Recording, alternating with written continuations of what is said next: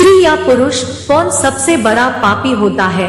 तोता मैना की कहानी। मित्रों, दुनिया में सभी लोग हर रोज कोई न कोई पाप करते ही है, लेकिन वह स्वयं कभी ये नहीं सोचते कि वो पाप ही है। ऐसे में सवाल उठता है कि आखिर इस संसार में सबसे बड़ा पापी कौन है? तो आज हम आपको विस्तार से बताएंगे। तोता मैना की कहानी। एक बार की बात है, किसी देश में एक राजा रहते थे। वो और उनकी रानी दोनों ही भोलेनाथ के बहुत बड़े भक्त थे।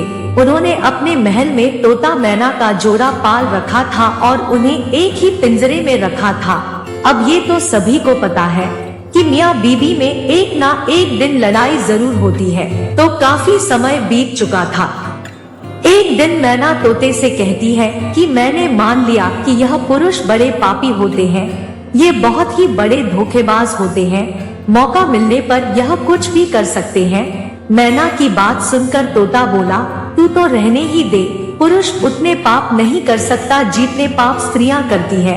जितनी धोखेबाज स्त्रियां होती है, ना उतना धोखेबाज तो कोई होता ही नहीं है।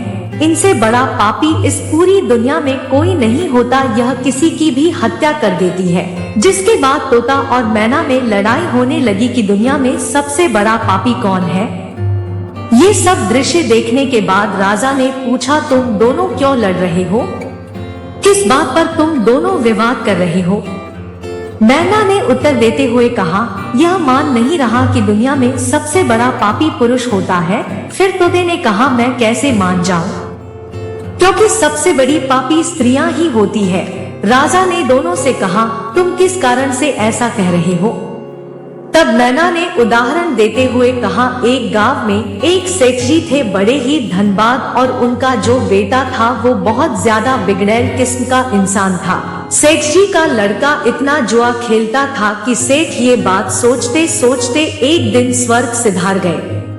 जब पिता जिंदा थे तो वह थोड़ा थोड़ा जुआ खेलता था, लेकिन पिता की मृत्यु के बाद वह मुक्त हो गया और आराम से दिन रात केवल जुआ ही खेलने लगा, जिसका परिणाम ये हुआ जुआ में सब कुछ हार गया। फिर वह लौटकर अपने गांव नहीं आया और किसी दूसरे गांव चला गया, जहां वो एक सेठ के घर जा पहुंचा और उसने कहा कि थोड़ा सा जल मिलेगा। जब सेठ ने उससे पूछा कि तुम कहां से आए हो, क्या करते हो, जिसके उत्तर में लड़के ने कहा, मैं व्यापारी हूँ और जहाज से जा रहा था। व्यापार करने में मेरा सामान समुद्र में डूब गया, तो आप मेरी कुछ मदद कर देते तो अच्छा होता। सेठ ने लड़के की बात सुनी और फिर उसकी बातों के जाल में फंस गए और कहने लगे कि बेटा, तुम दिखने में ठीक ठाक हो और कमा भी लेते हो, तो क्या मेरी बेटी से शादी करोगे? ये बात सुनकर लड़का खुश हो जाता है और शादी के लिए हामी भर देता है, जिसके बाद दोनों का विवाह हो जाता है और सेठ अपनी बेटी को खूब सारा धन देकर विदा कर देता है। अब इस लड़के को तो केवल धन के लिए विवाह करना था, जो वो कर लेता है। दोस्तों, वीडियो को लाइक करें और चैनल को सब्सक्राइब करना ना भूलें। धन्यवाद।